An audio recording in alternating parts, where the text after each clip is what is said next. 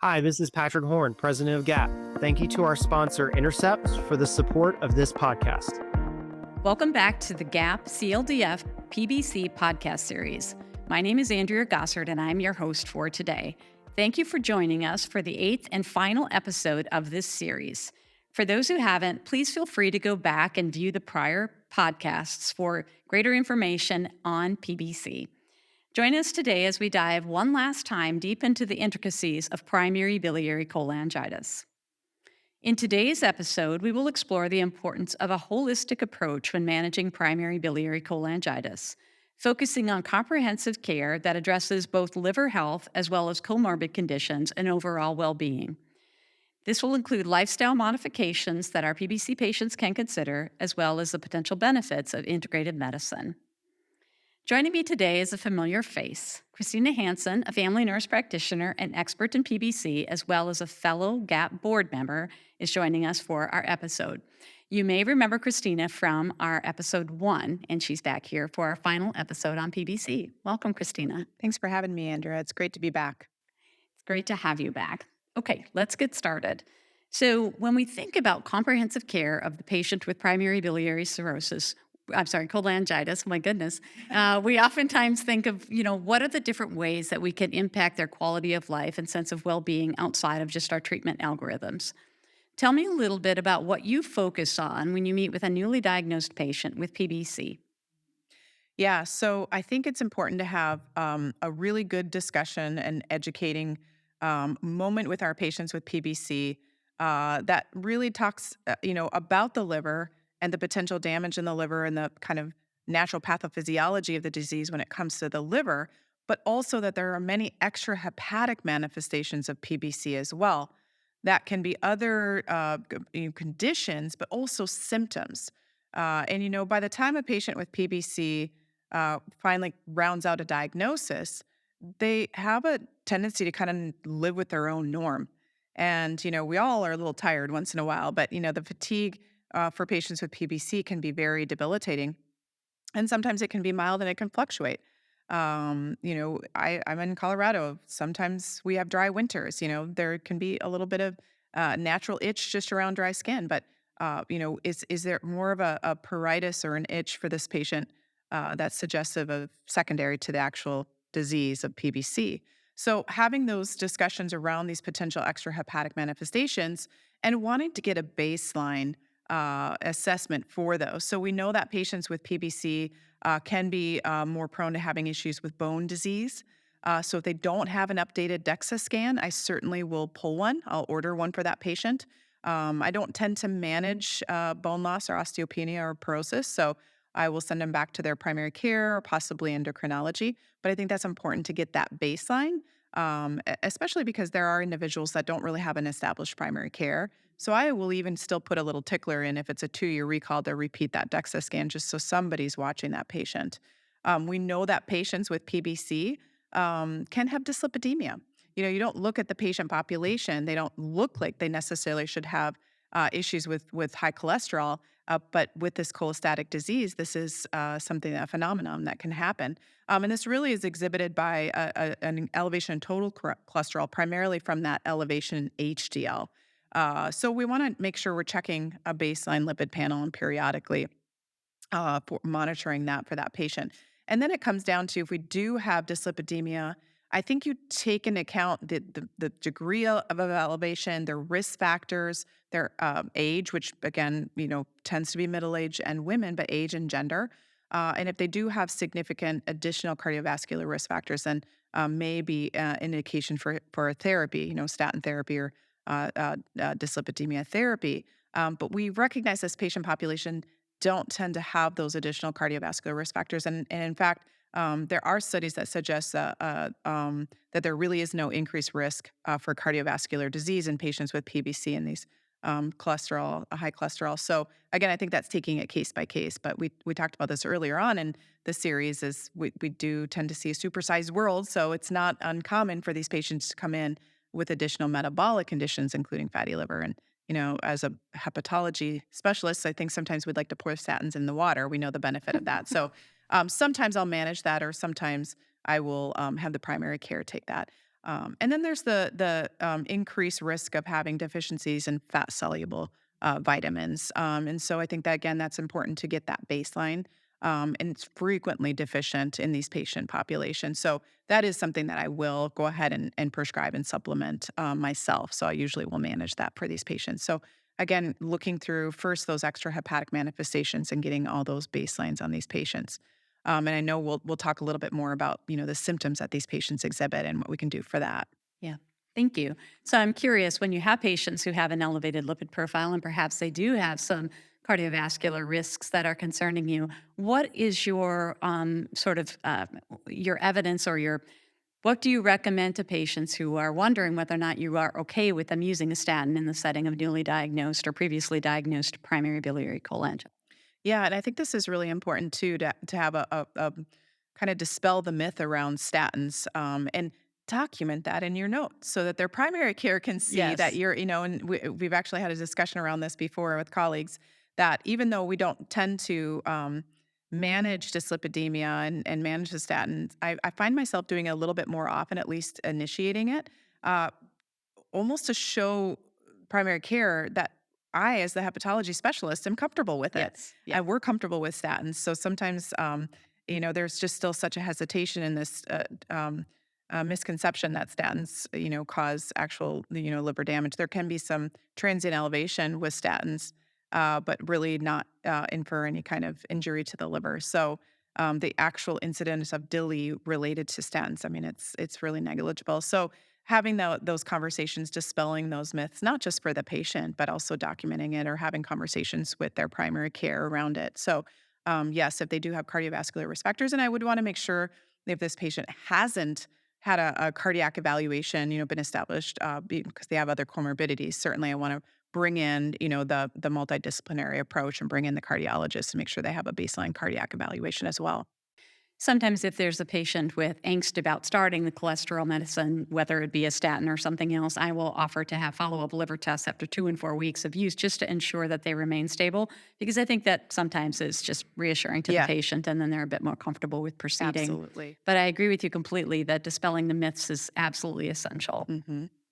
Let's turn now a little bit to symptoms associated with PBC. So, when I think about a new consult coming in, oftentimes questions are, really related to how can I manage this fatigue or how can I manage the pruritus if that's a dominant issue for them. Again, some patients have no pruritus whatsoever, but maybe up to a third or so, that's one of the main symptoms they're wanting to talk about. Walk me through how you manage kind of those key issues when patients are concerned about them. Yeah.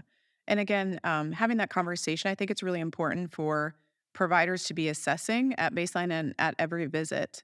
And again, we have this idea that these patients are fairly asymptomatic, fairly fairly responsive, even just to first line or so. But if they don't know what to be looking for, and there's periods where they do have itch and days where it's better, and same with the fatigue, it could be slowly progressive. They may not know to bring it up. So having again that good conversation initially and having them make sure that they monitor that. And then yes, I mean fatigue it tends to be one of the most common. Pruritus and fatigue kind of neck and neck. And for some patients, both symptoms can be debilitating. We know that there's even some transplant exception around, refractory pruritus that's not unresponsive to treatment. But breaking it down, fatigue certainly, there's not really a lot of great pharmacologic management options for these patients. We recognize that fatigue, as well as pruritus, even with improvement in response to urso or second line therapy, even disease response does not resolve these symptoms. So that can be disappointing for our patients. But I think that's also important to talk about and kind of level set that expectation.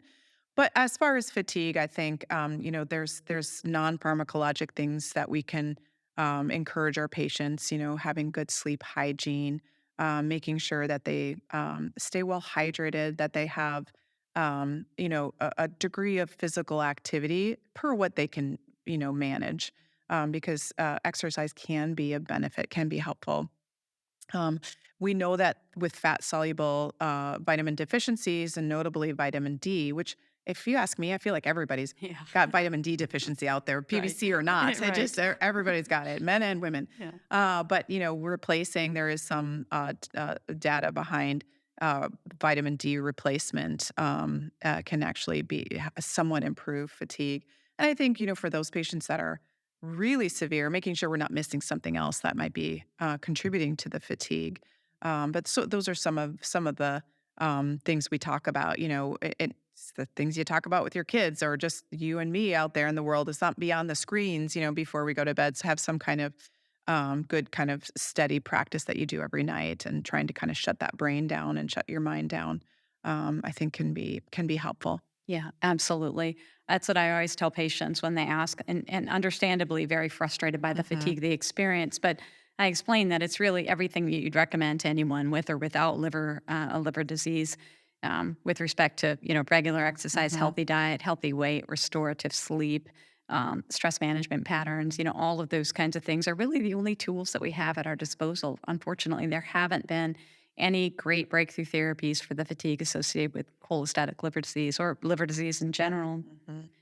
When you think about pruritus management, kind of what is your standard approach to that patient who's either coming in with pruritus or newly pruritic now, well into the disease, because we know that the pruritus doesn't necessarily correlate perfectly with the stage of disease. Uh-huh. So how do you typically, what's your first line therapy? Yeah.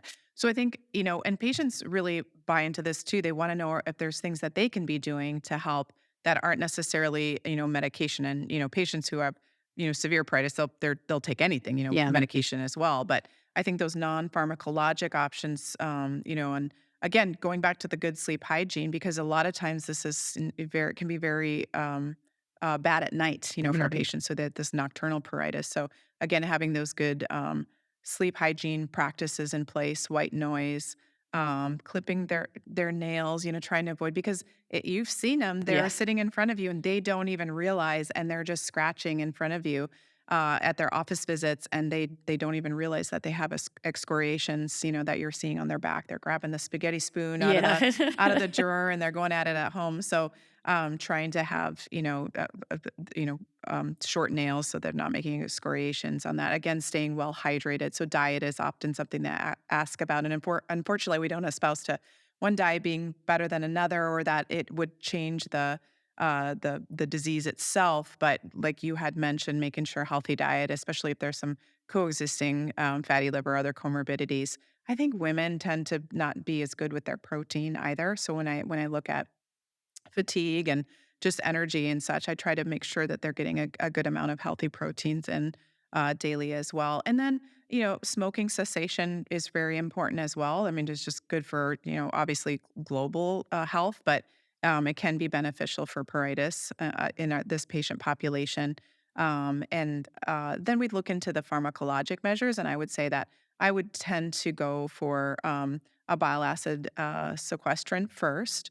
Obviously, counseling around taking it, because it can bind up all the other medications, and that can be kind of tricky with URSO, which sometimes, based on weight-based dosing, can require divided doses as well. So it can be a little tricky managing that bile acid resin, but that's usually my first line. And patients will ask about this too. What about some kind of antihistamine or Benadryl, or something at bedtime?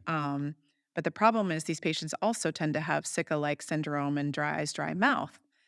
So then that obviously can be exacerbating for them. So it is an option, depending on that patient and what else they're experiencing. Actually, someone the other day, a KOL, APP expert in PBC, brought up primrose oil in an encapsulated form that actually her patients swear by. So that was something new for me, but something kind of anecdotal and over the counter. But yep, definitely a bile acid resin, and then we definitely have other options: naltrexone, rifampin, even SSRIs have, some studies have shown benefit there. Yeah.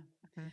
Patients don't tend to like the cholestyramine. We know that it's not a very pleasant thing to take, but in my experience, it still is a great first line approach to pruritus. And I think, thankfully for many people, it can make a difference. But as you say, not for all. And then you need to think about escalation of therapy, as you'd mentioned. So when you think about, we talked a little bit about lifestyle and how that might benefit their disease course as well as symptom management. I think nearly every new consult I see will ask me, what can I do? Which I understand we all want to try to make a difference with respect to any conditions that we're diagnosed with. If you had to counsel people on healthy lifestyle, what would that include? I know you've alluded to it a little bit, but do you get into even more detail with your patients? Yeah, I think it kind of goes back to just kind of general healthy diet. We are so inundated right now with MASH that I feel like my go-to is always low carb. But they come in and talk about Mediterranean, or they talk about inflammatory or anti-inflammatory diets. And again, really, we know that there's just not one that's just going to be better than another when it comes to PBC. But just really kind of looking at getting your good squares, making sure getting those food groups in. I tend to like low carbohydrate in general. And then, if there's some ability to utilize a dietitian, just again for overall nutritional counseling, I think that brings in that multidisciplinary approach as well. And again, for women, the tendency to just not be really good with your protein. So I think there's an option of bringing in a dietitian just for just nutritional counseling. We know the benefits of exercise, regular exercise. And again, it's going to be finding something that that patient enjoys and something that fits their schedule. But I think that's really important as well for overall health, keeping the ideal body weight, and then helping with sleep as well. So that general dietary and lifestyle recommendations, and then there's options. We don't know a lot about complementary therapies. We will have patients ask about acupuncture, ask about yoga, Mhm. some of these other complementary. And I think, what I like to say is to each their own. If Mhm. it feels like it's something that benefits, stress reduction through meditation or yoga, I think these are things that we can certainly encourage our patients to consider. Whether or not there's really great evidence behind it, it's certainly, as I talk to my patient, doesn't harm anything, in this aspect, to do some of those non-pharmacologic measures for lifestyle modifications. Yep. Absolutely agree. I think shortly after the initial question of what can I do is Mhm. oftentimes, it's often followed by questions about two main things. One, is alcohol okay? Mhm. And number two, are there any, herbs or supplements or over the counter remedies that I could begin taking that are going to make a difference? Or sometimes it's, my cousin's wife said that this is Mhm. what I should take. What are Yep. your recommendations regarding those other issues?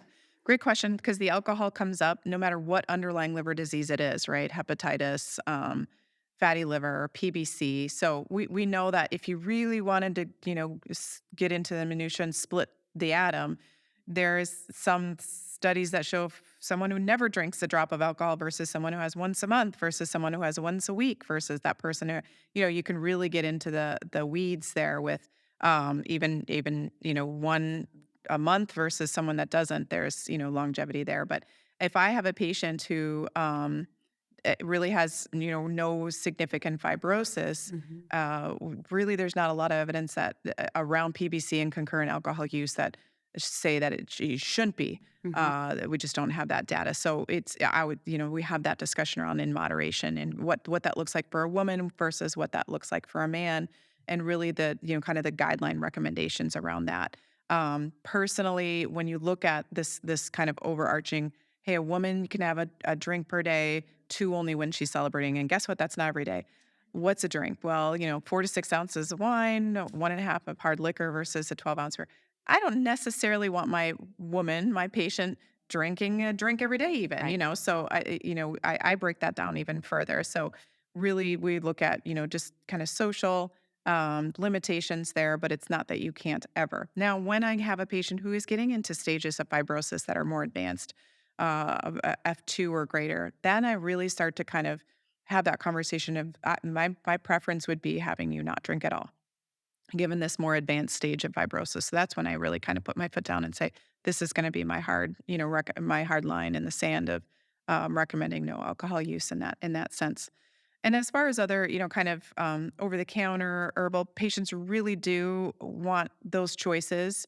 I'm out in Colorado, close to Boulder. We're all brewing our own kombucha out there. We're all really interested in gut microbiome and, alternative medicine and things of that nature. So, and there's a lot of different things that are advertised for liver health, Mhm. in general. I have many patients, again, PBC or different liver disease that come in on milk thistle. on some of these therapies. And there's some studies that suggest an anti-inflammatory or antioxidative benefit with milk thistle or curcumin or some of these other therapies. Unfortunately, we just don't have a lot of really good randomized controlled studies that show or prove their benefit. Whether or not they're harmful, we just don't have the evidence that show they're of benefit. So I kind of say to my patient, hey, save your pennies. There just really isn't any evidence to support that as much as they really want that. And unfortunately, I do go into a further conversation around, unfortunately, I see way too many patients coming in with drug-induced liver injury these days from some of these things that are touted as liver health, ashwagandha and Asian knotwood, and some of these things that you've had several over the last handful of years that are using over-the-counter and herbal supplements that, unfortunately don't have an FDA approval or, kind of policed as to what's in it, and they're causing actual drug-induced liver injuries. So again, I think that helps them to understand the concern around that because, again, everything looks like it's supposed to be for the good of the liver, and in the end, it can be harmful. Yeah.